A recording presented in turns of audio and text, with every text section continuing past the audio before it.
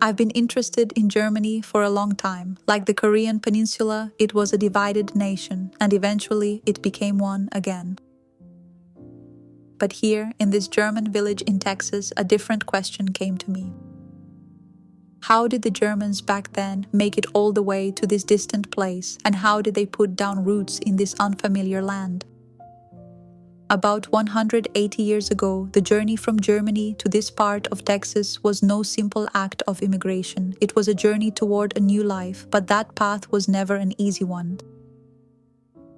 People had to cross the rough Atlantic for months, and even after arriving in Texas, they still had to travel hundreds more kilometers. Along the way, some lost family members to illness, and some never reached their destination at all. Some left for a better tomorrow, others left just to survive. The reasons were different, but the weight of having to leave home must have been heavy for everyone alike. Thinking about their journey, a memory suddenly came back to me, the day my scattered family had to risk everything just to be together again. My youngest sister, Sena, left behind alone in North Korea, and the journey we had to endure, one so dangerous for our scattered family to be together again. Today, in this quiet library in the German village, I want to walk you through the memory of that day.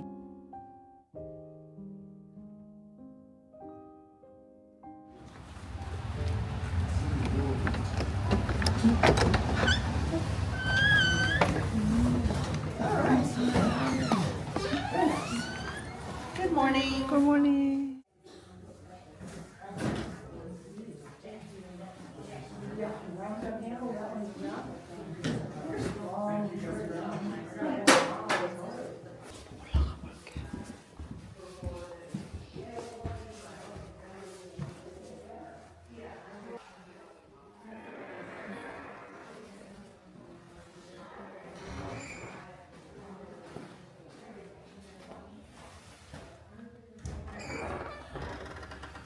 As I stepped inside the library, the first thing that greeted me was silence. There were no voices to be heard, yet that very silence felt as if it held countless stories within it. The slower I walked along the shelves, the heavier this silence seemed to grow. Perhaps history doesn't always speak loudly. Perhaps it speaks more deeply in quiet spaces like this. Then, without meaning to, I stopped in front of a bust. He said nothing, but somehow it felt as though he were asking me a question. Then tell me, what kind of life have you lived, and what story do you mean to leave behind? One day in April 2006, the phone buzzed in the silence of the room.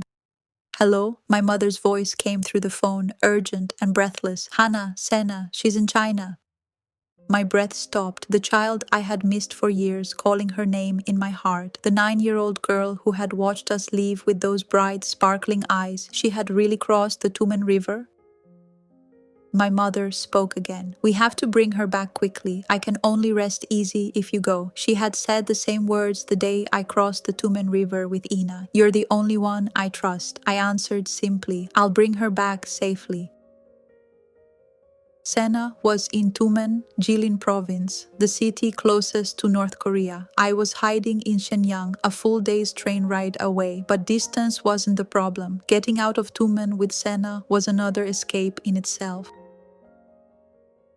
Police were stationed throughout Jilin province, close to the North Korean border, at train stations, on roads, at checkpoints. As the number of defectors grew, Chinese security forces checked identities constantly. One word to stop walking, one gesture to show ID. That was all it took for a life to end. If I got caught while going to get Sina, it would all be over. Even so, only one thought remained in my mind. I have to bring Sina home.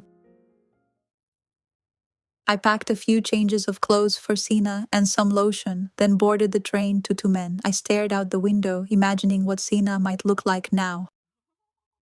When I arrived in Tumen, I pulled out my phone. My fingertips trembled slightly. I called the broker. Who is this? A low, rough voice. I'm Sena's older sister. A brief silence. Name, Kang Hana. Another silence. That silence was somehow more frightening than words.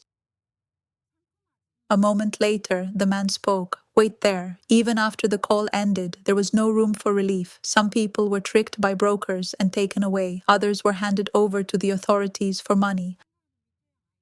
I stood at the entrance of the alley and waited. How long had I been waiting? A man slowly walked out from the depths of the alley. Follow me. The alley twisted like a maze. We turned through narrow, dark paths again and again. Finally, the man stopped in front of a rundown house. Wait! The door closed. Even breathing deeply felt dangerous. Behind that one door was my sister, the one I hadn't seen in years. I could hardly believe it. The door slowly opened. Small Sena walked out from the darkness. I recognized her instantly. In my memory, Sena was still 9 years old, but now the child stood before me at 15. Why is she so small? Her cheeks were sunken, her hands as thin as twigs. Only her eyes were alive. Layered inside those eyes was time I knew nothing about. Sina looked like a young tree that had survived too many harsh winds. Tears rose. I couldn't cry. This place was still dangerous. Let's go to Mom now. Sana nodded without a word. I helped Sina change into the clothes I had brought and generously applied lotion to her dry, cracked skin. Before heading to the train station, I drilled Sena on a few basic Chinese phrases over and over. I believed that even just a few words of Chinese could save her life if things went wrong. When we reached the gate, 2 black uniforms came into view, Chinese police. I pulled Sena forward from behind me and said, "Sena, stand in front of me." Sena quickly stepped ahead. It was our turn. "My sister's ticket is here too." I spoke in Chinese and stretched my right arm out, pushing both tickets toward the officer. The moment his eyes dropped to the tickets, I shoved Sena forward hard with my left hand. Sena shot through the gate. Once we were both through, we boarded the train without looking back and took our seats. The train departed, but there was no relief until we cleared Jilin province. How far had we gone? In the distance, I could see Chinese officers scanning passengers, checking documents. It was then. Sena spoke in the smallest voice. "Sis, if I get caught, say you don't know me." For a moment, time seemed to stop. In that moment, Sina's words, thinking only of her sister even then, sent a wave of tears crashing up from somewhere deep inside me. How could this child say something like that? I gripped Sina's hand tightly and said, "I will never leave you alone again." Sina held my hand just as tightly. "Please, God, please help us." Prayer was all I had. Tap, tap, tap. The sound of footsteps stopped in front of us. "Tickets." I handed them over. The officer looked at the tickets, then at Sina, then at me. I turned to Sina with a calm expression and spoke in Chinese. "Are you hungry? See, we can eat once we get a little further." "How?" Even in that tense moment, I was amazed at how precisely Sina used the Chinese she had just learned. The officer looked back and forth between us, returned the tickets, and moved on to the next passenger. Only when the sound of his footsteps faded to the end of the car did we breathe, so quietly, so small, it could barely be heard. We rode on for a long time until the sky grew dim and an announcement came over the speakers. We were leaving Jilin province. With the tension finally easing, Sina turned to look out the window for the first time. There was so much I wanted to ask, how she had been living all this time, whether she had been afraid crossing the Tumen River. But in the end, I asked nothing. Sena had only just crossed one border. Her heart still seemed to be somewhere back along that river. What she needed wasn't questions, it was time.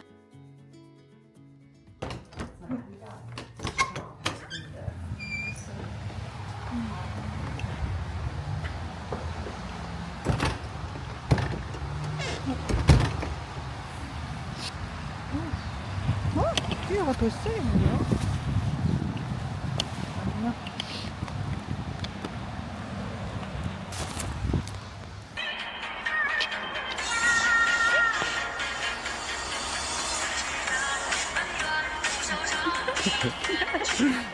막내 갖고 있는데?